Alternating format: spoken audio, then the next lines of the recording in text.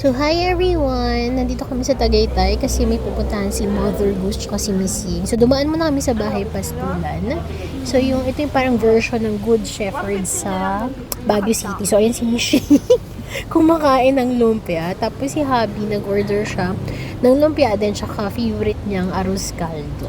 Tapos noon, ito yung view. Before kasi nasa baba yung bilihan ng mga food products nila. Pero ngayon, nilipat na sa taas. So, yung nasa baba na lang, mga religious products siya. So, ito yung mga ilan sa mga items na binibenta dito sa Bahay Pastulan. So, meron silang mga lengua, meron din silang mga peanuts, at syempre, ube, etc. So, ayan yung price list makikita. So, una, dito yung order and pay area. Tapos, dito yung i-claim my items. So, ito yung mga items na binili ko. So, number 1 is choco crinkle. So, ito si Habi to. Ay, kay Habi pala to. Favorite niya ang chocolate. Alam mo naman, chocolate is life for him. So, yan yung binili ko. Tapos noon, ito. Para sa akin to. Favorite ko ang lengua. Dalawa yung binili ko kasi bihira lang kami pumunta dito. Kahit taga-south kami. Tapos, ano pa ba binili ko? At syempre, dahil I love ube, so bumili ako ng ube dimples.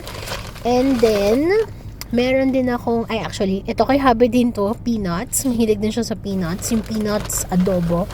And, syempre, the star of the show, yung ube jam nila. So, ito, 350 to. May